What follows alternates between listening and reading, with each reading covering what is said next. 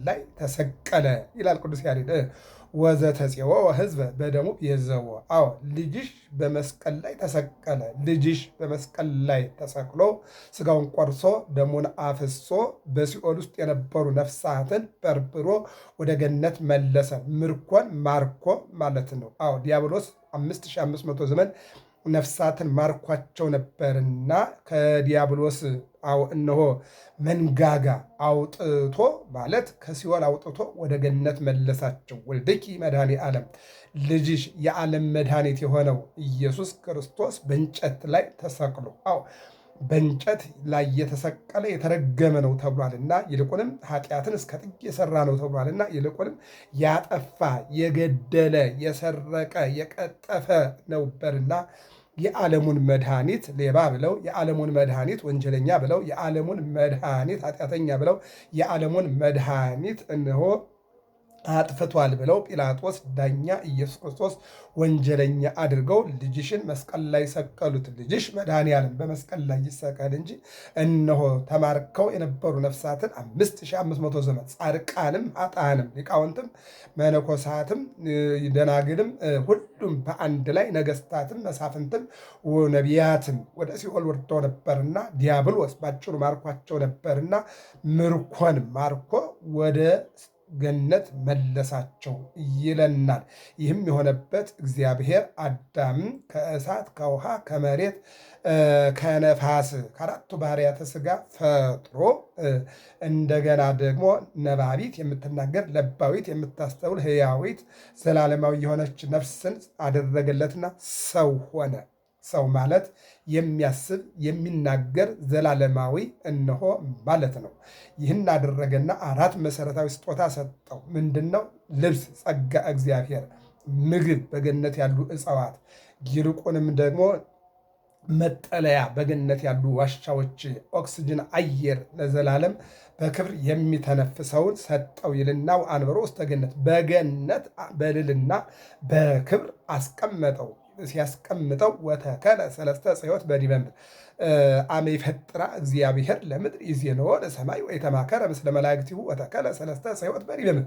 እግዚአብሔር ምድርን አንድም ዓለምን በፈጠራት ጊዜ ከማንም ጋር አልተነጋገረም። ይልቁንም ይላል 3 እንጨቶችን ተከለ። አንዱ ዕፀ ወይን ነው። በዚህ ጀርባ ያለውን ቁጥሩ የማይታወቅ እየገነጠልክ ብላ እንዳትራበ አለው። ቀጠለና ዕፀ ሕይወት ይህንን 1000 ዘመን ጠብቅና ከ1000 ዘመን በኋላ የሥጋ ብሌትን ታስወግድበታለህ ትታደሳለህ አለው። 3ኛው ዕፀ በለስ ነው። በለስን እንዳታየው፣ እንዳትነካው፣ እንዳትበላው፣ እንዳትቆርጠው። እሱም በበላ ጊዜ ሞት ትሞታለህ፣ ከገነትም ትወጣለህ፣ እኔንም ታጣለህ አለና ለአዳም የሚበላም ይልቁንም የማይበላም የሚጠበቅም 3 ነገሮችን ሰጠው ነው የሚለው። ከዚህ በኋላ ግን በገነት አስቀምጧቸው ሳለ እምድረ 7 ዓመት አለው አዳም ትእዛዘ እግዚአብሔር። በ7ኛው ዓመት አዳም የእግዚአብሔርን ትእዛዝ ጣሰ። እንዴት አድርጎ ጣሰ ትለኝ እንደሆነ ሰይጣን ከሁሉም ስነ ፍጥረታት ተንኮለኛ ነበረ። ወደ አዳም መጣና ኦ አዳም ንጉሠ ሰማያት ወምድር አለው። ፍልጥ አርዌ ምድር አለው። ለይ የሰማይና የምድር ንጉሥ እግዚአብሔር ነው፣ እኔ አይደለሁም። እኔ ምድራዊ ሰው ነኝ፣ ምድራዊ ገዥ ነኝ አለው። ለይ አለው። አይ እግዚአብሔር ብላ ያለህ ምንድን ነው? አትብላ ያለህ ምንድን ነው አለና ጠየቀው። ለእኛ የሚያስፈልገንን የሚሆነንን እግዚአብሔር ብሉ ብሎ ሰጦናል። የማያስፈልገን ደግሞ ስለከለከለን ሳይሆን ለእኛ ስለማይጠቅመን ነው አለው። አይ እሱን ብትበላ እኮ የሰማይም የምድርም ንጉሥ ትሆናለህ አለው። እኔ ምድራዊ ንጉሥ ነኝ በቂ ነው አለና ሰይጣንን አሳፍሮ ላከው። ወደ ሔዋን ሄደና ኦ ሔዋን ንግሥተ ሰማያት ወምድር አላት። ሔዋን ወይ የሰማይና የምድር ንግሥት አንቺ ነሽና ሰላምታ ላንቺ ይገባሻል። እግዚአብሔር እንዳከበረሽ እግዚአብሔር መልከ መልካም ውብ ደምግባት ያለሽ ሴት አድርጎ ፈጥሮሻልና ይልቁንም የሰማይና የምድር ንግሥት አድርጎሻልና አዳምን የሰማይና የምድር ንጉሥ አንቺን የሰማይና የምድር ንግሥት አድርጎሻልና ደስ ይበልሽ አላት። ደስ አላት፣ ልቧ በደስታ ተሞላ። ይልቁንም በከንቱ ውዳሴ ጠለፋት። ለመሆኑ ግን እግዚአብሔር የተባለው ምን ብሎ አላችሁ? ምንስ አትብሎ አላችኋልና ጠየቃት። አይ ሁሉን ነገር ፈቅዶልናል። 2 ዕፅዋት አንዷን እንድንጠብቃት አንዷን ደግሞ እንዳንነካት አድርጓል እንጂ ሌላውን ግን እጃችን የቆረጠው ዓይናችን ያየው ምላሳችን የፈለገው ሁሉ እነሆ መብላት እንችላለን።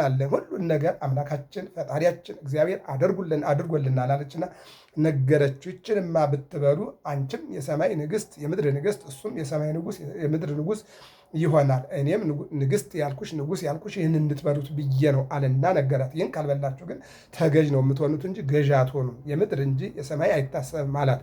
በዚህን ጊዜ ሰይጣን መናገር ብቻ አይደለም፣ በለስ ከእጽዋት ሁሉ ያማረ የተዋበ የሚጣፍጥ የማይከብድ ቀለል ያለ ነገር መስሎ ታያት ይላል። የተከለከላቸው አንድ ነው፣ የሰጣቸው ብዙ ነው። ከብዙ ይልቅ እነሆ አንዱ አማራት። አይታችኋል። ዳዊት በቤቱ እነሆ 100 ሴቶች ነበሩ። ከ100 ሴቶች ይልቅ የኦርዮን ሚስት ቤርሳቤህን ያማረች የተዋበች አድርጎ ሲጥለው አይተናል አይደለ? አዎ። ሰሎሞንንም እንመልከት። 1000 ሴቶች በቤቱ ነበሩ። እነዚያን አስትቶ ወደ ሌላ ሰሎሞን እየሸመገለ ሲሄድ እንደ አባቱ ታማኝ ሆኖ አልተገኘም። ከብዙ ሴቶች ጋር ጣዖት የሚያመልኩ ራሳቸውን የሚያመልኩ በተለያየ መልኩ በዝሙት በአምልኮ ጣዖት የተነደፉትን አግብቶ ከነሱ ጋር ሆኖ እግዚአብሔርን አሳዝኗል ማለት ነው። ስለዚህ ሰው ብዙ ነገር ተሰጦት አንድ ነገር ተው ሲባል አንዱ ነገር ያማረ የተዋበ ይመስለዋል። ይሄ የአጋንንትና ሰይጣን ግብዣና መሰናክል ነው ማለት ነው። እና ሔዋን ብዙ ነገር ተሰጧት አንድ ነገር ተከልክላ፣ አዳም ብዙ ነገር ተሰጧት አንድ ነገር ተከልክሎ፣ በዚህ ነው ምን ይላል? እነሆ ይህን ብትበይማ አንቺም እሱም የሰማይና የምድር ንጉሥ ትሆናላችሁ ብሎ እነሆ ሰይጣን ሔዋንን ሊያስታት መረቡን ጣለ ይላል። ለዚህ ነው ቅዱስ ጴጥሮስ በአንደኛ ጴጥሮስ ምዕራፍ 5 ላይ ዲያብሎስ የሚውጠውን ፈልጎ እንደ አንበሳ ያገሳል፣ ዙሪያችሁን ይዞራል አለ። መረቡን ጥሏል አለ። ዛሬ ሰይጣን በዓለም ላይ መረቡን ጥሏል። በሃይማኖት ጥሏል፣ በሀገር ጥሏል፣ በማህበረሰብ ጥሏል፣ እንዲሁም በፍቅር መካከል ላይ መረቡን ጥሏል። ያንን የሰይጣን መረብ በጸሎት በጾም በስግደት በፍቅር በይቅርታ ልንበጣጥሰው ያስፈልጋል። እንደ ቅዱሳን አባቶቻችን ይልቁንም እንደ ፈጣሪያችን ኢየሱስ ክርስቶስ እነሆ በስደትም እነሆ በጾምም እነሆ በአገልግሎትም እነሆ መስቀል ላይም ሰይጣን መረቡን ጥሎ ነበረ። ነገር ግን እኛን ሊያስተምረን የሰይጣንን መረብ በጣጥሶታል ማለት ነው። አንድም ቦታ ላይ ሰይጣን ክርስቶስን አላሸነፈው። ሁሉም ቦታ ላይ ፈተናውን ጥሏል። ሌላም እንመለከት። በአብርሃም ላይ ሰይጣን መረቡን ጣለ። ነገር ግን ሰይጣን እንዲፈትነው ፈቀደለት። አብርሃም ደግሞ የሰይጣን መረብ እንዲበጣጥስ እግዚአብሔር ጽናቱን ሰጠው። ኢዮብን ሰይጣን እንዲፈትነው ፈትነዋለሁ። ነገር ግን ኢዮብ የሰይጣንም መረብ እንዲበጣጥስ እግዚአብሔር ለኢዮብ ምን ሰጠው ማለት ነው? ትዕግስትን ሰጠው። ለኢያሱ ጽናትን ሰጠው። እግዚአብሔር እንዲህ ያደርጋል ማለት ነው። ስለዚህ እነሆ ሔዋን በለስን ቆረጠችና በላሽ፣ ለአዳም አበላችሁ። በዚህን ጊዜ ኦሪት ዘፍጥረት ምዕራፍ 3 ቁጥር 10 ላይ ወፀውኦ እግዚአብሔር ለአቡነ አዳም ወይቤሎ አይቴሃሎ ከአዳም እግዚአብሔር አዳምን ጠራው ይለናል። መድኃኔዓለም ሁላችንን በፍቅር ይጥራል። ሲጠራው አቤት አለ። አቤት ሲለው የት ነው ያለው አለ። ያየኸኝ አልመሰለኝም እንጂ እግዚአብሔር ሆይ ረዳት እንድትሆነኝ የሰጠኸኝ ሔዋን በለስን ቆርጣ በልታ እኔንም አበላችኝ። ልብሷን ተገፋ፣ ጸጋዋን ተገፋ፣ እኔንም የተገፈፈ ሰው አደረገችኝ። ይልቁንም ለእሷም ቅጠል አገልድሜላት እኔም ቅጠል አገልድሜ በበላ ነው በለስ ወድቀንልሃል አለ ይላል። እንደውም ምን ይላል? የጠፋው ሰው ነውና በሰው ድምፅ በሰው ኮቴ ፈለገው ይላል። ለዚህ እኮ ነው ቅዱስ ጳውሎስ ምን ይላል? ምንድን ነው የለበሰው? የአብርሃምን እንጂ የመላእክትን አይደለም አለ። ለዚህ እኮ ነው ምንድን ነው ንግበር ሰብአ በአርአያነ ወበአምሳሊነ፣ ሰውን በአርአያችን እንደ ምሳሌያችን እንፍጠራልና በአምሳሉ ፈጠረው። የፈለገውም በሰው ዱካ ነው፣ የጠራውም በሰው ድምፅ ነው፣ የተወለደውም ሰው ሆኖ ነው ማለት ነው። ስለዚህ ሰውን በአርአያችን እንደ ምሳሌያችን እንፍጠር አለ ኦሪት ዘፍጥረት ምዕራፍ 1 ቁጥር 26 ላይ፣ ምዕራፍ 2 ቁጥር 7 ላይ ደግሞ በአርአያው በአምሳሉ ሰውን ፈጠረ ማለት ነው። በዚህን ጊዜ ለምን በለስን ቆረጥክ አለው። እኔ አይደለሁም ማናት? ሔዋን ናት አለ። ሔዋን በለስን ለምን ቆረጥሽ አላት። እኔ አይደለሁም ሰይጣን ነው አለች። ምክንያታቸው ሊያድናቸው አልቻለም። እዚህ ላይ ነው እንግዲህ ወልድኪ መድኃኔ ዓለም ዲበዝ ተቀነወ ወዘተጽዮ ሕዝብ በደሙ ቤዘው ልጅሽ መድኃኔ ዓለም አስቀድሞ ለአዳም በገባው ቃል ኪዳን በመስቀል ላይ ተሰቀለ። ይልቁንም በበለስ ምክንያት የተማረከውን አዳም የተማረከችውን ሔዋንን አንድም 5500 ዘመን ዲያብሎስ የማረካቸውን ነፍሳትን እሱ ተሰቅሎ ስጋውን ቆርሶ ደሙን አፍሶ ሲኦልን በርብሮ ከሲኦል ወደ ገነት መለሳቸው ይለናል ቅዱስ ያሬድ ስለ ድንግል ማርያም ሲናገር ምን አለው? የቅዱስ ጴጥሮስ ደቀ መዝሙር ቀለሚንጦስ እንደጻፈውና እንደነገረን በሐሙስ ዕለት ወበመንፈቃ ለዕለት ትወለድ እሞለትከ ወድቅ ውስተ መርብከ ወትቤዝወከ በመስቀል ኦሞቴ 5500 ዘመን ሲፈጸም ከሰማየ ሰማያት ወርጄ ከድንግል ተወልጄ በመስቀል ላይ ተሰቅዬ ሙቼ ተቀሬ ተነስቼ አድንሃለሁ አለና ቃል ገባለት ይላል። ይህን ቅዱስ ያሬድ እንዲህ ይላል። በአማን ቃልህ አዳም ቃልህ እውነት ነው። የትኛው ቃል? ዘሰፎ ለሰማይ ሰማይን የዘረጋህበት ወሳረራ ምድር ዲበ ዘባነ ባሕር ምድርን በውሃ ጀርባ የመሰረተበት ዘሰፋ ሰማይ ሰማይን የዘረጋ እምድንግል አስተርአየ በድንግል ማርያም ማኅፀን የተጸነሰው እሞ ወላዲቶ ኪሃርስ ወላዲተ አምላክ እናቱን ድንግል ማርያምን ያደረገ መንጽሔ አበሳ ወሀበነ ማየ ከጎኑ በወጣው ማየ ገቦ እነሆ ኃጢአታችንን እንድናስወግድ ይልቁንም ደግሞ ሰው እንድንሆን ይልቁንም ደግሞ እነሆ ወደ ደነ ዳግመ እማይ በልጅነት ሰጠን ይለናል። ማየገባውን ለጥምቀታችን ደመ መለኮቱን ለሕይወታችን አደረገልን ይላል። ዘተሰቀልከ በእንተ ኃጥአን በኃጥአን የተሰቀልክ ከመ ትቤዙ ነፍሳቲሆሙ ለጻድቃን በኃጥአን ምክንያት ይልቁንም በኃጢአተኞች የተሰቀልከው የጻድቃንን ነፍሳት ልታድን ነው ልትቤዥ ነው ይለናል ቅዱስ ያሬድ ማለት ነው። 5500 ዘመን እነሆ ሲፈጸም ተሰቅዬ አድንሃለሁ አለና ቃል ገባ። ለዚህ ነው በአማን ቃልህ አዳም ቃልህ እውነት ነው። ሰማይን የዘረጋህበት ምድርን የመሰረትክበት እነሆ 21 ስነ ፍጥረትን የፈጠርክበት 22ኛው ሰው በእጁ ነው፣ የእጁ ስራ ነው። ድካም አለበት፣ ጭቃ አቡክቷል፣ ይልቁንም ሸክላ አድርጓል፣ ይልቁንም እፍ ብሏል። ሰው ልዩ ፍጥረት ነው። 21ዱ ስነ ፍጥረት ግን እስመ ውእቱ ይቤ ወኮኑ ወውእቱ አዘዘ ወተፈጥሩ ይሁኑ አለ፣ ሁሉም ሆኑ። ሰማይ ከላይ ይዘርጋል፣ ተዘረጋ። መሬትም ከታች በኋላ ይመስረታል፣ ተመሰረተ። ከታች ጨለማ አለ፣ ከጨለማ ቀጥሎ ነፋስ አለ፣ ከነፋስ ቀጥሎ እሳት አለ፣ ከእሳት ቀጥሎ ውሃ አለ፣ ከውሃ ቀጥሎ መሬት። እነዚህ ይነባበሩ አልክ ተነባበሩ ይላል። እንግዲህ ቃልህ እውነት ነው አለ። ምን አለ? ከሰማይ ሰማያት ወርጄ ከድንግል ተወልጄ አድንሃለሁ አለና እነሆ ቃል ኪዳን ገባ። ይህንን አበይት ነቢያት ደቂቀ ነቢያት አበው ለምሳሌ አብርሃም ከመልከጼዴቅ ጋር ኦሪት ዘፍጥረት ምዕራፍ 14 ላይ በተገናኙ ጊዜ አሳይቶት ማይዜት ፌን ወልደከ ዋህድከ ብሎ አብርሃም 5ቱ ኮሎዶ ጎሞራውያን ነገስታትን ድል እንዳደርግና ሎጥን ከነቤተሰቡ ከነሀብቱ ከነንብረቱ እንድመልስ አድርገኛልና ብዙ ጠላት በትንሽ ሰራዊት ድል አድርጌ መጥቻለሁ፣ እግዚአብሔር ወይ አመሰግናለሁ ካልባል፣ ነገር ግን ልጅህን መቼ ነው የምትልከው ብሎ ጠየቅ። ሁር እዶ ለዮርዳኖስ ተሻገር፣ ዮርዳኖስን ምልክቱን ታያለህ፣ ምሳሌውን ታያለህ፣ ነገር ግን አትደርስም አለው። ተሻገረ። አብርሃም ዮርዳኖስን ሲሻገር ካህኑ መልከጼዴቅ ህብስተ አኮቴት ይዞ ጽዋዕ በረከት ይዞ ጠበቀው። ሰጠው። አብርሃምም አስራቱን በኩራቱን ሰጠ። ባጭሩ ኢየሱስ ክርስቶስ እንደሚወለድ አየ ማለት ነው። ኖህም እንመልከት። ግበር ታቦተ በዘተ ድህን። ሰዎች በድለዋል፣ አጥፍተዋል፣ አንተ ግን የምድንበትን መርከብ ስራ አለና በመርከብ ውስጥ የሚገቡትን ነገረው፣ ገቡ፣ ዳኑ። መርከብ ማናት? እመቤታችን ድንግል ማርያም ናት። እነሆ ከመርከብ ውስጥ የገቡ አንድም የጠፋ የለም። በድንግል ማርያም አማላጅነት ያመነ የሚጠፋ የለም። መርከብ ወንጌል ናት። ወንጌልን የተማረ ያመነ ያደረገ የሚጠፋ የለም። ወንጌል የሰሟትን ያደረጉላትን የፈጸሟትን ታድናለችና ማለት ነው።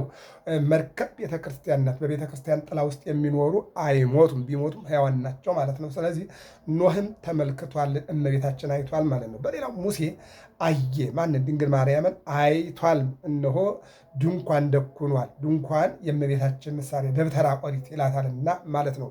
አብርሃም አይቷታል። ምን ብሎ ነው ያያል? እነሆ አንዱን ተሸክሞ ገብቶ ሁለቱ ወደ ድንኳኑ ገብተዋል። 3 ነው አግኝቷቸዋል። በአብርሃም ቤት 3 ሆነው በአብርሃም ድንኳን 3 ሆነው የተገኙት አብ፣ ወልድ፣ መንፈስ ቅዱስ በድንግል ማርያምም አብ ለአጽንኦ መንፈስ ቅዱስ ለአንጽሖ ወልድ በተለየ አካሉ በማኅፀነ ድንግል ማርያም ሰው ሆኗል ማለት ነው። አብርሃም ይህን አይቷል ማለት ነው። በሌላ መልኩ አብርሃም ልጁን ወደ ሞሪያ ተራራ አውጥቶ ይስሐቅን በሚሰዋበት ጊዜ ከልጅህ ላይ ሰይፉን አንሳ ብሎ ሲጠራው አብርሃም አብርሃም ሲለው ዘወር ሲል በፀሳቤ ምንድን ነው አውረደ ሎቱ ቤዛሁ በግአ እሁዝ አቅረንቲሁ በዕፀ ሳቤቅ የይስሐቅን ቤዛ በጉን በዕፀ ሳቤቅ የታሰረ አወረደለት። ልጁን ፈቶ በጉን ሰውቶ ተመለሰ አብርሃም። አያችሁ፣ በጉ የማን ነው ማለት ነው? የኢየሱስ ክርስቶስ ነው። ይስሐቅ የመለኮት ነው። በይስሐቅ ላይ ሰይፍ አላረፈም፣ መለኮትም አልሞተም። በኢየሱስ ክርስቶስ ላይ ሞት መጥቷል። በጉ እንደታረደ በጉ ነዋ በጉ ለእግዚአብሔር ዘያትት ኃጢአተ ዓለም ዮሐንስ መጥምቅ እነሆ የዓለምን ኃጢአት የሚያስወግድ እውነተኛው በግ ብሎታል ማለት ነው። ስለዚህ ከመበግ የዋህ ወከመላይም መግዝእ ያለው ለዚህ ነው ሊቁ እንደ በግ ቢላ እየላሰ እንደሚታረድ መስቀል ተሸክሞ ቀራንዮ ወጥቶ ተሰቅሎ ስጋውን ቆርሶ ደሙን አፍስሶ ዓለምን አድኗል ማለት ነው። ስለዚህ አብርሃምም በልጁ አይቶታል፣ ዳዊትም ተመልክቶታል። እግዚአብሔር ይቤረኒ ወልዴ አንተ ወአነ ዮም ወለድኩከ፣ እግዚአብሔር አለኝ ልጄ ነህ እያለ ዳዊትም ተናግሮታል። ሰሎሞንም እንደዚሁ አሐቲ ይእቲ ለእማ ወኅሪት ይእቲ ለእንተ ወለደታ። ይልቁንም መኃልየ መኃልይ ማለት የምስጋና ምስጋና ስለ ሰሎሞንና ስለ ቤርሳቤህ ይልና የቤተ ክርስቲያንና የክርስቶስ የእመቤታችንና የክርስቶስ ይህን ብሎ መኃልየ መኃልይ ብሎ አስቀምጦታል ማለት ነው። እመቤታችን ታቤው ነፍሴ ለእግዚአብሔር፣ ሰውነቴ እግዚአብሔርን ታከብረዋል። የምስጋና ምስጋና ማለት የእመቤታችንና የክርስቶስ የኢየሱስ ማለት ምንድን ነው? ምን አለ ታዲያ? እመቤታችን እንዲህ አለች፣ ሰውነቴ እግዚአብሔርን ታከብረዋለች ከንዴተ ህላዌ ከጥንተ አብሶ ከመርገም ነፃ አድርጎኛልና፣ ይልቁንም እነሆ የአገልጋይቱን ትሕትና ተመልክቷልና እኔ ብሆን አላለችምና። ምንድን ነው ያለችው? ከዘመኗ ደርሼ አገልግያት ሕፃኑንም ታቅፌ ብላ ነው ያለችው እንጂ እኔ ብሆንስ አላለችምና። እነሆ የአገልጋይቱን ትሕትና ተመልክቷልና ብላለች ማለት ነው። ስለዚህ ሰሎሞንም አይቷታል ማለት ነው። በሌላ መልኩ ኢዮብም አይቷል። እንደገና ደግሞ ሁሉም እያንዳንዱ ኢያሱም ብንል ኢዮብም ብንል ነህምያ ብንል እንደገና አራቱ አበይት ነቢያት 12ቱ ደቂቀ ነቢያት እነዚህ ሁሉ ሁለት ነገሮችን አይተዋል። በጥቅል ማለት ሲጠቀለል ማለት አንደኛው አምላክ ሰው እንደሚሆን ያዩት ማለት ነው። ሁሉም ማለት አምላክ ሰው እንደሚሆን፣ ቀጥሎ ሁለተኛው ሰው የሚሆነው ከድንግል ተወልዶ እንደሆነ ሁሉም አይተዋል ማለት ነው። ከድንግል ተወልዶ አምላክ ሰው እንደሚሆን የመጀመሪያው ምንድን ነው? አምላክ በገባው ቃል ኪዳን ለአዳም በገባው ቃል ኪዳን ሰው ሆኖ እንደሚወለድ ነቢያት ተናግረዋል። ሁለተኛው የሚወለደው ከድንግል እንደሆነ። እነዚህ ናቸው ሁለት ነገሮች። ድንግል ማርያም እንደምትወልደው አምላክ ከድንግል እንደሚወለድ ሁሉም ትንቢት ተናገሩ። ይህ 5500 ዘመን የነቢያት ትንቢት ሱባኤ ተስፋ አንድ ይወጡ ተስፋው ለአዳም የሚሰደድም ገነት አንድም ከገነት አዳም ከገነት በተሰደደ ጊዜ የአዳም ተስፋው አንቺ ነሽ። ይህንን ነው የሚናገረው። ስለዚህ ይህንን የነቢያትን ተስፋ ስብስብ የነቢያትን ሱባኤ የነቢያትን ትንቢት ቅዱስ ገብርኤል እንደ መጽሐፍ አደረገና ሰብስቦ አልሆሲሶ በእዝና ኩሎ ዘልሃኮ ነገራ መጣና መጋቢት 29 ቀን ጸጋን የተመላሽ ደስ ይበልሽ፣ ከሴቶች ተለይተሽ አንቺ የተባረክሽ ነሽ። የልዑል አምላክ እናቱ የማኅፀንሽ ፍሬ የተባረከ ነው። ይልቅም ምን ይላል? እነሆ በእግዚአብሔር ዘንድ ባለሟልነትን አግኝተሻል አላት። ይህ እንዴት አይነት ሰላምታ ነው አለችው። ይህ እንዴት አይነት ሰላምታ ነው? የምትነግረኝን ነገር እውነት ነው ብዬ ለመቀበል ወንድ ስለማላቅ እንዴት ሊሆንልኝ ይችላል አለችው። መንፈስ ቅዱስ ይመጽእ ላዕሌኪ፣ መንፈስ ቅዱስ ወደ አንቺ ይመጣል። አብ ለአጽንኦ መንፈስ ቅዱስ ለአንጽሖ መንፈስ ቅዱስ ይመጽእ ላዕሌኪ ወኃይለ ልዑል ይጼልለኪ፣ የልዑል ኃይል ይጋርድሻል። እነሆ መንፈስ ቅዱስ ይመጣል፣ ስጋሽን ይከፍላል፣ ደምሽን ይከፍላል። መለኮት ወይም ቃል በማኅፀንሽ እነሆ ስጋና መለኮት ይዋሃዳሉ አለና ነገራት። ይህ እንዴት ይሆናል አለችው። ብሉይ ኪዳን አብርሃምና ሳራ ከሸመገሉ በኋላ እነሆ እግዚአብሔር ልጅ ሰጥቷቸዋል። አክስትሽ ኤልሳቤጥም ተስፋ ቆርጣ ልጅ የለኝም ብላ በተስፋ በመቁረጥ ጊዜዋን ካሳለፈች በኋላ ከጸነሰች 6 ወሯ ነው። ሁለተኛው ሶስተኛው እስመ አልቦ ነገር ዘይሳነው ለእግዚአብሔር፣ ለዚያውስ ለእግዚአብሔር የሚሳነው ምን አለ አለና ነገራት። በዚህን ጊዜ ይኩነኒ በከመ ትቤለኒ፣ እንደ ቃልህ ይሁንልኝ ይደረግልኝ አለችው። አካላዊ ቃል መጣና ቀዳሚው ቃል ነሳ መሬተ። አዎ ያ ቃል ሰማይና ምድርን የመሰረተበት ያ ቃል 21 ስነ ፍጥረትን የፈጠረበት ሳህሉ ለእግዚአብሔር መላ ምድር፣ የእግዚአብሔር ቸርነት ምድርን መላ። በቃል እግዚአብሔር ጸና ሰማያት፣ 20 ዓለማት በእግዚአብሔር ቃል ጸንተዋል። ያ ቃል አዎ መሬትን ያዘ ማለት ምንድን ነው? እነሆ አምላክ ከድንግል ማርያም ተጸነሰ። ምን ሆነ? ሰው ሆነ ይለናል። መጋቢት 29 ቀን ጸነሰችው። ታኅሳስ 29 ቀን በቤተልሔም ተወለደ። ሲወለድ በአዳም በሔዋን ምክንያት 7 መስተጻርናን ተፈጥረው ነበርና ከ5500 ዘመን በኋላ እሱ በቤተልሔም ሲወለድ እነዚያ ተወግደዋል። ምንድነው? የአምላክና የሰው መጣላት፣ የመላእክትና የሰው መጣላት፣ የሰውና የአራዊት መጣላት፣ የሰውና የአራዊት፣ የሰውና የመላእክት፣ የሰውና የእግዚአብሔር እነዚህ አምላክ ሲወለድ መላእክት ለምስጋና ሲመጡ፣ እረኞች ከጫካ ለምስጋና ሲገኙ፣ አራዊትም እንደዚሁ ሚዳቋ ወክላ ስትገኝ፣ እንስሳትም በበረት ሲገኙ እነሆ ያ የ5500 ዘመን የጥላቻ ግድግዳ ፈረሰ። እግዚአብሔር አምላክ በዓለም ላይ የተዘረጋውን የጥላቻ ግድግዳ ያፈርስልን። አፈራረሰና ጣለው። እንዲህ ብለው ዘመሩ። ለ5500 ዘመን ተለያይተው የነበሩት እንስሳት ዋጋለሁ እንጂ አንድ ቀን ሰላም አልነበረም። አራዊት እናደፋለሁ ነው እንጂ አትድረስብን ነው እንጂ ሰላም አልነበረም። መላእክትም ሲላኩ ብቻ ይመጣሉ እንጂ ሌላው አልነበረም። ስለዚህ አምላክ በቤተልሔም ከድንግል ተወልዶ እነዚህ ሁሉ በቤተልሔም በዚያች በከብቶች ግርግም በትንሿ በረት በዚያች ተገናኝተው ስብሐት ለእግዚአብሔር በሰማያት፣ በሰማያት በመላእክት ወሰላም በምድር በደቂቀ አዳም ምስጋና ይድረሰው። በአባቱ ፈቃድ አንድም በራሱ ፈቃድ ከሰማይ ሰማያት ወርዶ ከድንግል ማርያም ለተወለደው ለአምላክ ይልቁንም ልጁን ለላከ ለአብ ለተላከ ለወልድ ለሰረጸ ለመንፈስ ቅዱስ ምስጋና ይድረስ ብለው አንድ ሆነው ዮም አሐደ መሬተ ኮኑ መላእክት ወሰብ ከመ ይሰብሕዎ ለክርስቶስ በቃለ አሚን። አዎ አንድ ሆነው በእውነተኛ ቃል ያመሰግኑት ዘንድ መላእክት፣ እንስሳት፣ አራዊት፣ ሰዎች በቤተልሔም ተገኝተው እግዚአብሔርን አመሰገኑ ይላል። ሕፃኑ ተወለደ። በ8ኛው ቀን ግዝረትን ፈጸመ። በ40ኛው ቀን ቤተ መቅደስ መግባትን አደረገ። በሄሮድስ ምክንያት ወደ ግብፅ ወደ ኢትዮጵያ ተሰደደ።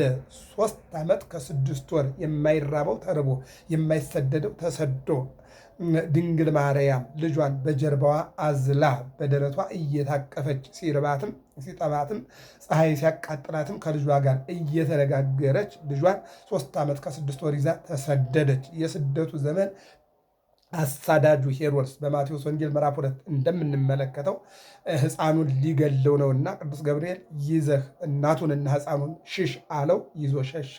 ዘመነ 1 ዓመት ወአዝማነ 2 ዓመት ወመንፈቀ አዲ 3 ዓመት ከ6 ወር ከተሰደደ በኋላ ገዳይ እሆናለሁ ያለው ተገሎ ይልቁንም አሳዳጁ ተሰዶ ቅዱስ ገብርኤል ሕፃኑን አንድም የሕፃኑን ነፍስ የሚፈልገው ሙቷልና ሕፃኑንና እናቱን ይዘህ ተመለስ አለው። አረጋዊ ዮሴፍ ይዞ ተመለሰ። ከመናዝራዊ ይሰመይ በናዝሬት አደገ።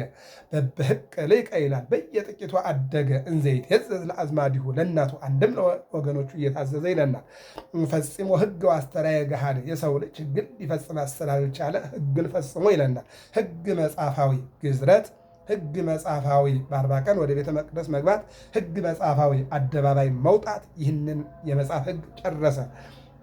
ቀጠለና ሕግ ጸባያዊ መታዘዝ፣ ሕግ ጸባያዊ በየጥቂቱ ማደግ፣ በየጥቂቱ አምላክ ነኝና አንድ ቀን አንድ ቀን ትልቅ ሰው ልሆን ሳይል ወይም በአንድ ቀን ትልቅ ሰው ልሆን ሳይል በየጥቂቱ እንደ ሕፃናት አደገ። ጭቃ እያቦካ እማዬ እያለ ወገኖችን ሁሉ እየታዘዘ አደገ ይለናል። ካደገ በኋላ በ30 ዓመቱ በማየ ዮርዳኖስ በእደ ዮሐንስ ተጠመቀ። ተጠምቆ አልዋለም አላደረም። ወደ ገዳመ ቆሮንቶስ ገባ። በገዳመ ቆሮንቶስ ሰይጣን መረቡን ዘረጋ። ሦስቱ አርእስተ ኃጣው የሚባሉ ስስት፣ ትዕቢት፣ ፍቅረ ንዋይ እነዚህን ይዞ ቀረበ። መረቡን ዘረጋ።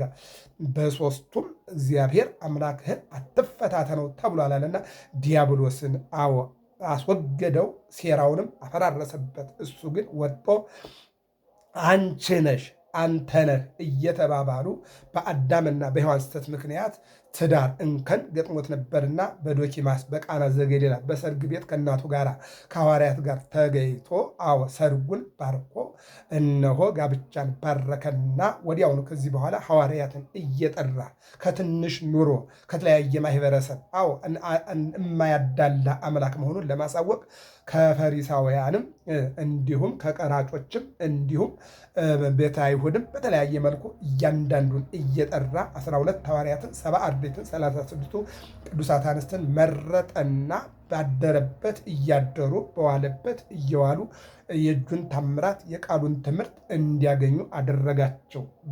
በሁለት ዓሣ 5 እንጀራ በሁለት ዓሣና በ5 እንጀራ 5,000 ሕዝብ ሲያጠግብ አዩት። ይልቁንም የምስጢር ሐዋርያት የሚባሉ ቅዱስ ጴጥሮስ፣ ቅዱስ ዮሐንስ፣ ቅዱስ ያዕቆብ ለነሱ ሙት ማንሳት እንዴት እንደሚቻል ይልቁንም በደብረ ታቦር ብርሃነ መለኮት እንዴት እናሳያቸው፣ ይልቁንም ደግሞ በመከራ ጊዜ ጸሎት ጸልዮ የመጣውን ፈተና ማሳለፍ እንዴት እንደሚቻል ይህን አሳያቸው፣ ለምስጢር ሐዋርያቱ ማለት ነው። ይህን እያደረገ በሰንበት እነሆ በዮሐንስ ወንጌል ምዕራፍ 9 ላይ እንደምናየው የዓይን ምልክት የሌለውን ዓይን ሲፈጥርለት አይተናል። ምራቅንና አፈርን አዋህዶ ማለት ነው። 38 ዓመት በአልጋ ላይ ተኝቶ የነበረውን ተነስ ብሎ አልጋውን እንዲሸከም አድርጎ የተሸከመችውን እንዲሸከም አድርጎታል ማለት ነው። በማቴዎስ ወንጌል ምዕራፍ 12 እጁ የሰለለውን ኖርማል እንዲሆን አድርጎለታል። በማርቆስ ወንጌል ምዕራፍ 1 ላይ ደግሞ አንካሳ ሆኖ የተወለደውን እነሆ ተጉዞ አያውቀው ነበርና ይላልና እግሩ ተስተካክሎለት እንዲጓዝ አድርጎታል ማለት ነው። በአጠቃላይ እነሆ ሕሙማንን ፈወሰ፣ ሙታንን አነሳ፣ ለምጻምን አነጻ፣ ዕውራንን አበራ፣ ችግር ፈታ፣ ተስፋ የቆረጡትን ወደ ተስፋ አመጣ። በዚህ ምክንያት አይሁድ በምቀኝነት መድኃኒቶሙ ጸሉ እግዚኦሙ ሰቀሉ፣ መጀመሪያ ጠሉት፣ ከዚያ ከሰሱት፣ ከዚያ ገረፉት፣ ከዚያ ሰቀሉት፣ ሞተላቸው ይለናል ቅዱስ ያሬድ በመዋሲቱ ማለት ነው። ከዚህ በኋላ ክስ ፈለጉበት። 5,000 ሕዝብ በወንጌል አገልግሎት ይከተለው ነበር ይላል። አንዱ ምልክት ፈላጊ ነበር ይላል። ዛሬ ደግሞ ምን ያደርጋል? ትናንትና ከደረቅ ገላ ላይ ዓይን ፈጥሯል። በሁለት ዓሣ በ5 እንጀራ 5,000 ሕዝብ አጥግቧል። ዛሬ ደግሞ ምን ያደርጋል እያሉ ምልክት ይፈልጉ ነበር። ሁለተኛው ደግሞ የተራበ ሊበላ በሁለት ዓሣና በ5 እንጀራ 5,000 ሲያጠግብ ስላዩ እንደዚህ ዝም ብሎ ከየትም አምጥቶ የሚመግብ አምላክ ካለ ምን አደከመን? ለምን እንወጣለን? ለምን እንወርዳለን? ፀሐይ ለምን ይመታናል? ብርድ ለምን ይመታናል? ብለው ምግብ ለመመገብ። ሦስተኛው ደግሞ የታመሙ ለመዳን እሱ በአንደበቱ በቃሉ ዳን የሚለን ከሆነ ማርቆስ 6 ላይ 12 ዓመት ሙሉ የደም ቧንቧዋ እነሆ ልቅ ሆኖ ሲፈሳት የነበረ ሴት ሰውን ልብሱን ብትነካ ቀጥ ብሎላት ነበርና እንዲህ አይነት አምላክ ካለ ወረፋ ይዘን ሐኪም ቤት መድኃኒት ታብሌት መተኛት ለምን አስፈለገን እያሉ ለመዳን ይከተሉት ነበረ። ሦስተኛው ግሩፕ ማለት ነው። ሌላኛው አራተኛው ለመክሰስ ማለት ነው። አምስተኛው መልኩን ለማየት ደምግባቱን ለማየት መዝሙር 44 ቁጥር 2 ላይ ይሴኒ ላህዩ ምንደጓ ለማየው መልኩ ደምግባቱ ከሰው ልጆች ይበልጣልና መልኩን ለማየት ይጨናነቁ ነበር ይላል። ይህንን የሉቃስ ወንጌል ምዕራፍ 19 ቁጥር 1 ላይ ዘኬዎስ ኢየሱስን ለማየት እነሆ ዛፍ ላይ ወጣ። ከላይ ሆኖ ሲያየው እሱ ሄደና ናውረድ በአንተ ቤት መዳን ውለልሃል ብሎ እንዲያየውም ቤቱም እንዲባረክለት አድርጎታል ማለት ነው። ከዚህ በኋላ 4 ክሶች መጡ። አንደኛው ኦሪትን ያቃልላል ነው። ሁለተኛው ሰንበትን ይሽራል ነው። ሦስተኛው ግብር ለቄሳር አትክፈሉ ይላል ነው። አራተኛው እነሆ ራሱን እግዚአብሔር ያደርጋል ብለው ከሰሱት ይላል። እንግዲህ በእነዚህ ክሶች ኢየሱስ ክርስቶስ እስከ መሰቀል እስከ ሞት ድረስ ደርሷል ማለት ነው። እርሱ ግን የመጣበት ትንቢተ ነቢያት፣ ሱባኤ ነቢያት፣ ተስፋ ነቢያት ነበርና 40 ቀን 40 ሌሊት ከጾመ በኋላ እነሆ ወጣና ወደ ኢየሩሳሌም በአህያ ላይ ተጭኖ ሆሳዕናን አደረገ። ኢየሩሳሌም ሆይ ብታውቂስ አንድም ብታምኚስ ሰላምሽ ዛሬ ነው አለና ወደ ቤተ መቅደስ ገብቶ ቤተ መቅደሱን አጽድቶ አስተካክሎ እነሆ በአህያ ላይ 16 ምዕራፍ ነው እንደሚታወቀው።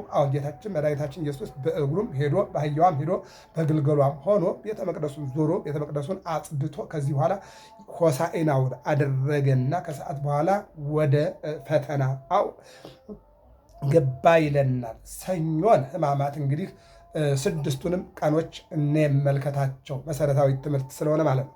ሰኞ ምን ይባላል? እነሆ በለስ ይባላል። ከደብረ ዘይት ወደ ናዝሬት፣ ከናዝሬት ወደ ደብረ ዘይት ሲመላለስ ደብረ ዘይት ሲያስተምር እየዋለ ናዝሬት ሲያስተምር እየዋለ ደብረ ዘይት እየሄደ ያድር ነበረ፣ ይጸልይ ነበረ። ምን ይላል? ዘእም ደብረ ኤሌዎን ይላል። በደብረ ዘይት ያቺ ሱራፊ የተባለ መልአክ በሯን የያዛት የገነት በር አለችና በሷ በኩል እየሄደ ይጸልያል። ቀን ቀን ሲያስተምር ይውላል፣ ማታ ማታ ደግሞ እየወጣ እዚያ ላይ ያድር ነበርና ሲወርድ ተራበ ይላል። ተራበ የማይራበው አምላክ ዘሄዎሙ ለሰው ልጆች ለእንስሳት ለአራዊት ምግብ የሚሰጥ ውሃ የሚያቀርብ ልብስ የሚሰጥ እድሜ የሚሰጥ እግዚአብሔር ተርቦ አይነ ኩሉ ነፍስ ይሴፎ ኪያከ አንተ ትወሙ ሳይሆን በጊዜው ተሰፌ ማለከ ወታጸግብ ለኩሉ እንስሳ ዘበስራትከ በየስርዓቱ ለወፍም ለእንስሳትም ለአራዊትም በውሃ ውስጥ ላሉ በደረቅ ላሉ ለሰውም በማኅፀን ላለውም ሁሉ በየስርዓቱ የሚመግብ አምላክ ተራበ ይላል። ሲራብ በለስን አየ ይላል። ወደ በለስ ጠጋ ሲል ቅጠሏ ያማረ የተዋበ ነው፣ ነገር ግን እነሆ ፍሬ አልነበራትም፣ ለዘላለም ፍሬ አይገኝብሽ ብሎ ረገማት ይላል።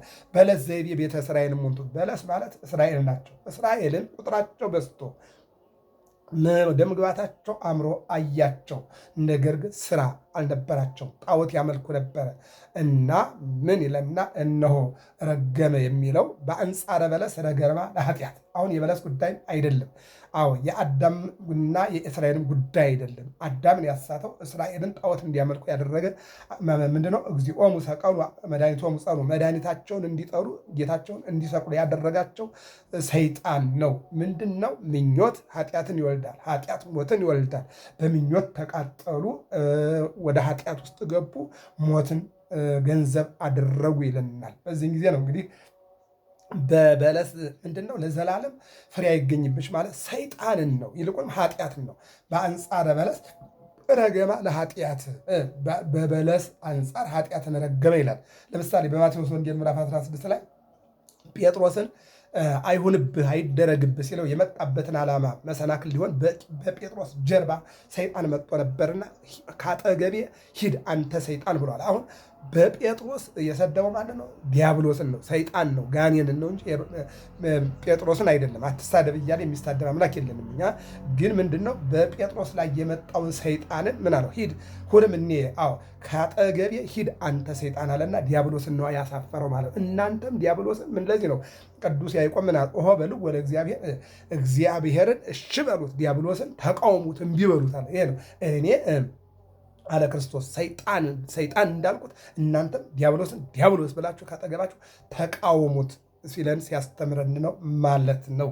ስለዚህ እነሆ በለስን ማለት ኃጢአትን ረገመ ማለት ነው። ሰኞ ማክሰኞ በአይ ስልጣን ትገብር ዘንተ ከቤተ መቅደስ የምታስወጣን የምትጠራርገን ሀብታችን ንብረታችን የምትበትነው ለምንድን ነው? በማን ስልጣን ነው ብለው ጠየቁት። የዮሐንስ ጥምቀት ከሰማይ ነው ከመሬት ነው አለና ጠየቃቸው። ከሰማይ ብንለው ለምን አላመናችሁበት ነው። ከመሬት ብንለው እነሆ አሁን እሱ ምክንያት ነው የፈለገው ብለው አመፁና አናውቅም ነው ያሉት። አጠቃላይ ማለት ነው አጠቃላይ አናምነው ነው ያሉት። በዚህን ጊዜ አናውቅም አላቸው። እንግዳስ እኔም አልነግራችሁም አላቸው። ይሄ ምን ይባላል? ባጭሩ በአይ ስልጣን ትገብር ዘንተ በማን ስልጣን ይህን ታደርጋለህ ብለው የጠየቁበት ቀን ተወስዷል። ረቡዕ ምክረ አይሁድ ነው። ባጭሩ ብዙ አለ። ማርያም ያቺ ሽቷ ማርያም በእሷ ምክንያት የሽቶ ቀን ይባላል። እንደገና ደግሞ የንስሐ ቀን ይባላል። እንደገና ደግሞ በሷ ምክንያት የእንባ ቀን ይባላል። የሽቶ ቀን የመዓዛ ቀን ማለት ነው። የመዓዛ ቀን፣ የንስሐ ቀን፣ የእንባ ቀን ይባላል። ይሄ በሷ በማርያም የመጣ ነው ማለት ነው። እሷ በዚያ በስምዖን ቤት ገብታ መዓዛ ሽቶ ረጭታለችና መዓዛ፣ አልቅሳለችና እንባ፣ ይልቁንም ደግሞ እግዚአብሔር ይቅርታ ጠይቃለችና ንስሐ። ይሄ ሶስቱ ይወሰዳል። አራተኛው ግን በምን እንግደለው እናስወግደው ብለው ምክራቸውን በመስቀል ተሰቅሎ በሚስማር ተቸንክሮ በጦር ተወግቶ በጅራፍ ተገርፎ እንዲሞት የወሰኑበት ቀን ነው። ምክንያቱም በእነሱ ሕግ የሚሰቀል አይገረፍም፣ የተሰቀል አይገረፍም፣ አንድም የተገረፈ አይሰቀልም።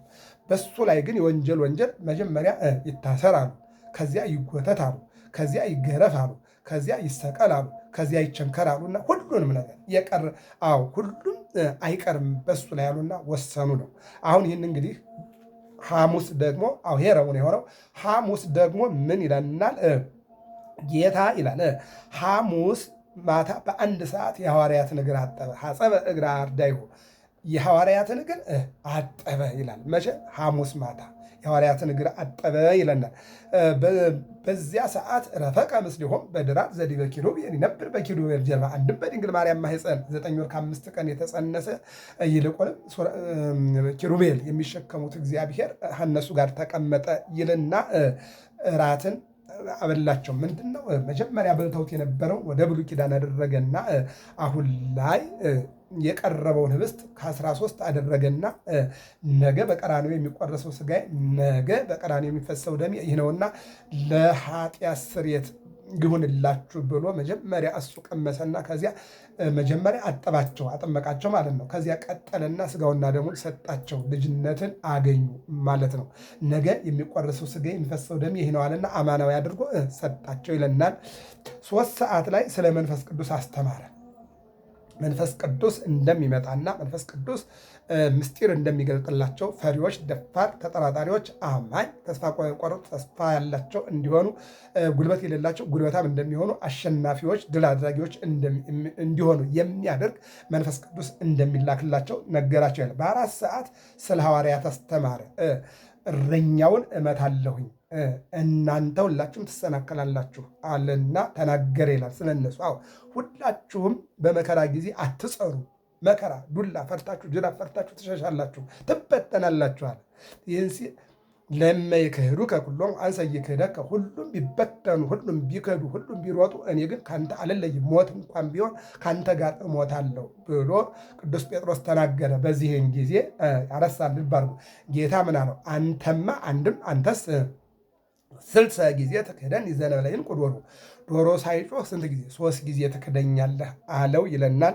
ይህን አስተማረ። 5ኛ ስለ ራሱ በጌቴሴማኒ እዚህ ላይ ነው የምስጢር ሐዋርያት ያዕቆብ፣ ዮሐንስ፣ ጴጥሮስን ያዘና እዚህ ሁኑ፣ ጸልዩ፣ ከመ ይትባኡ ውስተ መንሱት ወደ ፈተና እንዳትገቡ ጸልዩ አለና በዚያ ሄዶ የዮሐንስ ወንጌል ምዕራፍ 17 የምናገኘው ቃል ነው።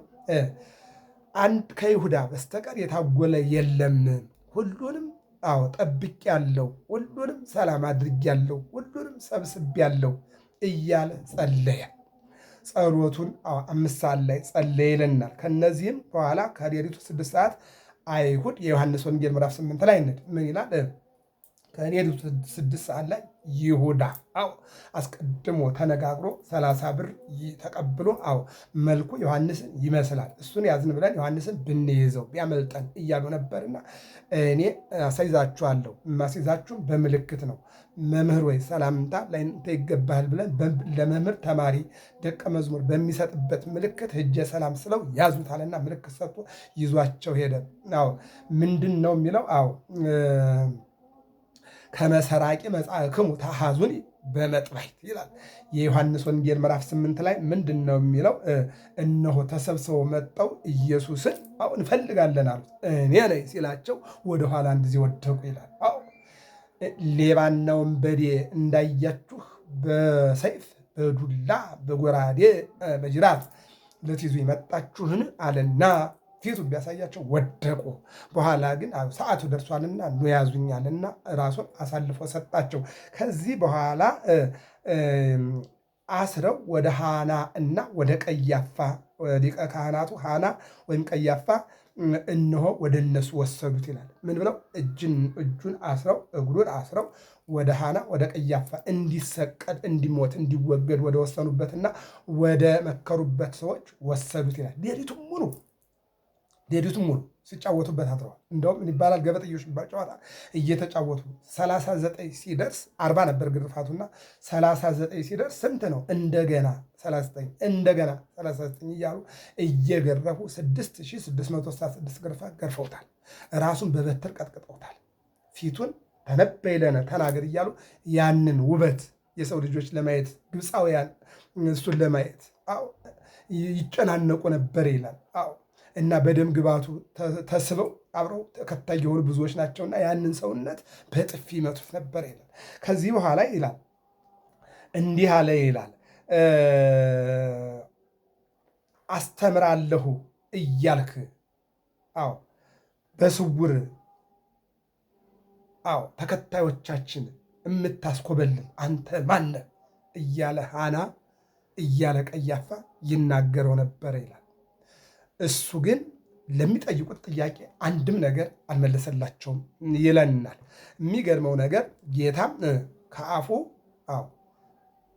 ምንም ክፉ ነገር አልወጣም። እነሱ ንጉሥ ነኝ ትላለህ፣ ራስህን አምላክ ነኝ ትላለህ፣ መድኃኒት ነኝ ትላለህ፣ የማትለው የለም እያሉ ሲናገሩት እሱ ግን ምንም አላላቸውም ይላል። ያው ሌሊቱን ሙሉ እንግዲህ የማይቆጠር ድብደባ ሲደበድቡት አደሩ። ጠዋት በ3 ሰዓት ላይ ወደ ጲላጦስ ወሰዱት። ጲላጦስ የሚገርመው ነገር ወስደው ሲሰጡት ለመጀመሪያ ጊዜ ግን ምን አደረገ የሚል ጥያቄ ጠይቋል። ምንድነው ብለው? ጌታ ተይዞ ወደ አውደ ምኩናን ሲገባ 6 ጦሮች ከበር ቆመው ነበር። ሲያያቸው ተደፍተው ሰገዱለት። እነዚህ ከእርሱ ተመሳጥረው ነው በማለት በ10 ኃያላን ቢያስይዟቸው አሸንፈው ሰገዱለት። አሁንም በ15 ኃያላን አስያዟቸው። መቆም አቅቷቸው ተጓተው ወድቀው ሰገዱለት። ጲላጦስም ይህን አይቶ ፈራና በውኑ የአይሁድ ንጉሥ ነህን አለው። እንግዲህ ጦር የሚሰግድለት ምን ያስደንቃል? የቢታንያ ድንጋይ መጥቶ ፈጣሪ ነው ንጉሥ ነው ብሎ መስኩራል። ድንጋይ ጦሮች ደግሞ ሰገዱ። አሁን ፈራ። በውኑ አንተ ንጉሥ ነህን አለው። ጌታ ደግሞ መልሶ ምን አለው? የአይሁድ ንጉሥ ነህን አለው። አንተ ትቤ አንተ ትላለህ አለው። አንተ ትቤ አንተ ትላለህ አለው። አይሁድ ግን ሰንበትን የሻረ ኦሪትን ያቃለለ ራሱን የእግዚአብሔር ልጅ ያደረገ ለቄሳር ግብር የከለከለ አላዊ ነው እንጂ ንጉሥ አይደለም አለ። ለቄሳር ግብር የከለከለ ሰንበትን የሻረ ኦሪትን ያቃለለ ራሱን ንጉሥ ያደረገ ነው እንጂ እነሆ ንጉሥ አይደለም ብለው ተቃወሙ ይላል። እሱም ነኝ አላለም። እዚያ ጋር እነሱ ያለውን የሌለውን ይቀባጥራሉ እንጂ እሱ ግን ይሄን ነገር እኔ ነኝ አላለም። ምክንያቱም አምላክ ስለሆነ ንጉሥ ስለሆነ። ይቀጥልና ምን ይላል? ወይ ቤሎ ኢኮንከ ብዋሃ ሊተ ወይ ምንተኒ ሶበ ኢተውበ ለከ እምሰማይ፣ ከሰማይ ካልተሰጠ በስተቀር ምንም ምን በእኔ ላይ ስልጣን የለህም። ምን ውሎት ነበረ? ይህን ያህል ሲያሳጡህ አትመልስም፣ ልገልህም ላድንህም ስልጣን አለኝ ነው። ይህን ያክል ሲሰድቡህ፣ ይህን ያክል ሲከሱ፣ ይህን ያክል ምስክር ሲያመጡብህ ዝም ብለህ ትሰማለህ? እኔ እኮ ልገልህም ላድንህም ስልጣን አለኝ አለው ጲላጦስ። ማለት ፈጣሪውን ማለት ነው።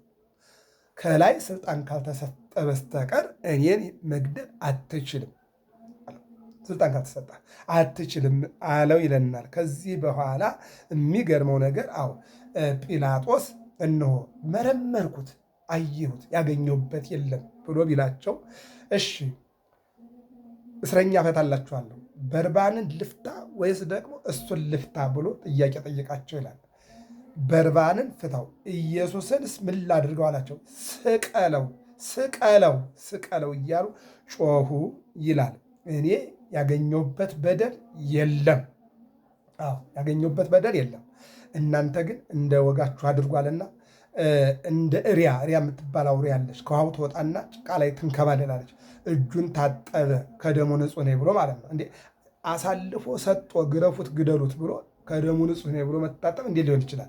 እሱ ግን አደረገ። እነሱ ግን ደሙ ላዕሌነ ወላዕለ ውሉድነ እነሆ ደሙ በላያችን በልጆቻችን ላይ ይሆናሉና ከጲላጦስ ተቀብለው እነሆ መጀመሪያ ላይ ያንን የክብር ልብሱን ገፈፉ። የክብር ልብሱን ገፈፉና እነሆ ቀይ ግምጃ አለበሱት። ይህን ነው የሚነግራል። ቀይ ግምጃ አለበሱት ይለናል። የሚገርመው ነገር በዮሐንስ ወንጌል ምዕራፍ 19:12 ላይ ንጹሕ አነ እምደሙ ለዝብእሲ እነሆ እኔ ከዚህ ጻድቅ ሰው ደም ንጹሕ ነኝ ብሎ እጁን ታጠበ። እነሱ ግን ደሙ በእኛና በልጆቻችን ላይ ይሆን ብለው ተማማሩ። 6666 ጊዜ ገርፈውታል። አጥንቱ እንደ በረዶ ነጭ ሆነ። የእሾህ አክሊል እነሆ ንጉሥ ነኝ ብለሃልና ለንጉሥ የእሾህ አክሊል ይገባዋል ብለው ከብረት የተጎነጎነ የብረት ጉንጉን አክሊል ጭንቅላቱ ላይ አስቀመጡና በመዶሻ ሲመቱት በአንገቱ ብቅ አለ። ጭንቅላቱ ተፈረካከሰ። ይህን ይነግረናል። የሚገርመው ነገር ራሱንም በዘንግ መተውታል። ተነበይ ለነ ተናገር፣ ንጉሥ ነህ፣ አምላክ ነህ፣ ነቢይ ነህ እያሉ ደበደቡት። ከዚህ በኋላ መስቀሉን ከ3 እጽዋት ወይም ዕፀ አውልዕ፣ ዕፀ ዘይት፣ ዕፀ ወይን ከ4ቱ ዕፀ በለስ አራት ቁመቱ 7 ክንድ ከስንዝር ወርዱ 3 ክንድ ከስንዝር አድርገው ሰሩ። ከሊቶስጥራ አሸክመው ወደ ቀራንዮ ወሰዱት ይለናል።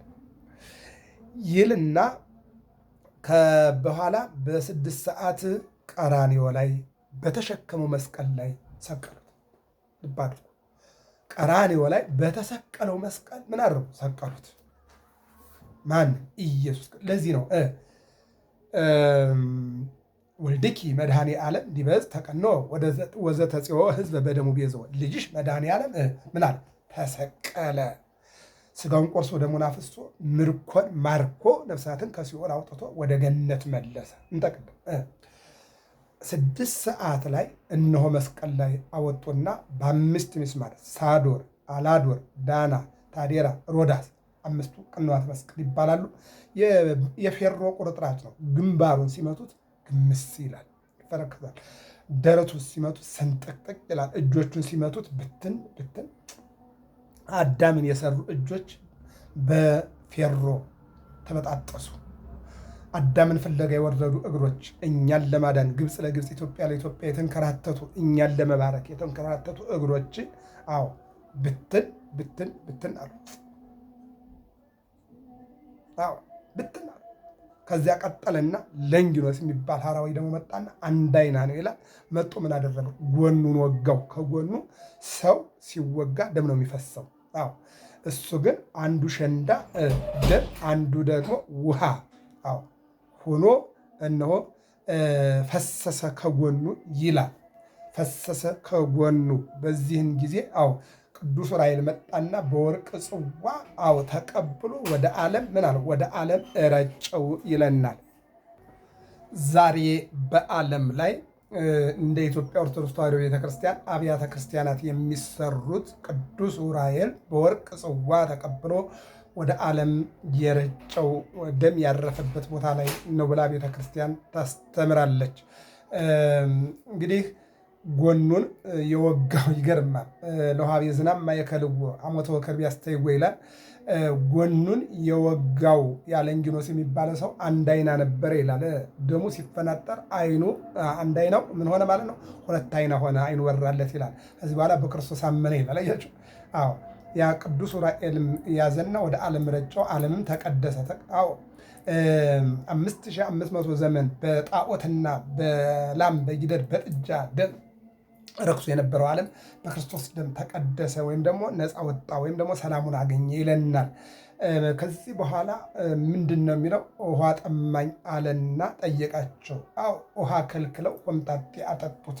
እሱ ግን ወይቤ ተፈጸመ ኩሉ፣ ሁሉ ተፈጸመ ተጠናቀቀ ብሎ ልብ አድርጎ ተቸንክሮ ጎኑ ተወግቶ ጭንቅላቱ ላይ የብረት ጉንጉን ተደርጎበት ጭንቅላቱን ተደብድቦ ፊቱ በጥፊ ተመቶ ከዚህ በኋላ ወልድኪ መድኃኔዓለም ዲበ ዕፀ ተቀነወ ልጅሽ በእንጨት ላይ ተቸነከረልሽ፣ ተሰቀለልሽ። ተሰቅሎ ስጋውን ቆርሶ ደሙን አፍሶ ወዘተፄወወ ሕዝበ በደሙ ቤዘወ እነሆ ሲኦል ወርዶ ሲኦልን በርብሮ ነፍሳትን ከሲኦል ወደ ገነት መለሰ ይለናል። ከዚህ በኋላ አውረድዎ በመስቀል ዮሴፍና ኒቆዲሞስ ከመስቀል አውርደው ቀበሩት። በሦስተኛው ቀን ሙስና መቃብርን አጥፍቶ ተነሳ። 40 ቀንና 40 ሌሊት ሐዋርያትን ምታቴ አይደለ በእውነት መነሳቱን አስተማራቸው። በ40ኛው ቀን ወደ ሰማይ ሲያርግ ባረካቸው። በ50ኛው ቀን መንፈስ ቅዱስን ላከላቸው። ዛሬ በ27 ወር በገባ በ27 ለፈጣሪ ለአምላክ ለእግዚአብሔር ቀን ተቆጥሮለት ዘመን ተሰፍሮለት በየወሩ በ27 መድኃኔዓለም በ6 ኢየሱስ በ29 ባለወልድ በ28 አማኑኤል ብለን በ13 እግዚአብሔር ብለን እነሆ ለፈጣሪ ቀን ተቆጥረውለት ቅዱሳን አባቶቻችን በ27 መድኃኔዓለም አሁን እዚህን ሞትህን እንናገራለን፣ ትንሣኤህን እንመሰክራለን፣ ስጋህን እንበላለን፣ ደምህን እንጠጣለን። ስጋዬን የበላ ደሜን የጠጣ ከኔ ጋር ይኖራል፣ እኔም ከእሱ ጋር እኖራለሁ ባለው አምላካዊ ቃል እነሆ በተቆረሰው ስጋው በፈሰሰው ደግሞ ዓለም መዳኑን እኛ መዳናችን አምነን ሁልጊዜ እነሆ ስጋውን በልተን ደግሞ ጠጥተን እየኖርን ነው ማለት ነውና የቸሩ መድኃኔዓለም የመስቀሉ ፍቅር የእግዚአብሔር ቸርነት የእናቱ የድንግል ማርያም አማላጅነት የጻድቃን የሰማዕታት ተራዳይነት በሕይወታችን ይደርብን። ገብረ መስቀል ሚዲያ ነው። ሰብስክራይብ፣ ላይክ፣ ሸር፣ ፎሎ አድርጉ። ምንም አያስከፍልምና ለሚዲያው እድገት ሲባል ላይክ አድርጉ፣ ሸር አድርጉ፣ ፎሎ አድርጉ። እግዚአብሔር አምላክ ሀገራችን ኢትዮጵያን ሰላም ያደርግልን። መዝሙረ ያሬድ የመጀመሪያው የክረምት መግቢያ መዝሙር ድምፀ እገሪሁ እነሆ ገብረ መስቀል ሚዲያ ላይ ነውና ገብታችሁ አድምጡ፣ እንማማር። እግዚአብሔር አምላክ ሀገራችን ሰላም ያደርግልን፣ ዝናሙን ያውርድልን፣ ሰላሙን ያውርድልን፣ ፍቅርን ይጨምርልን። ወስብሐት ለእግዚአብሔር።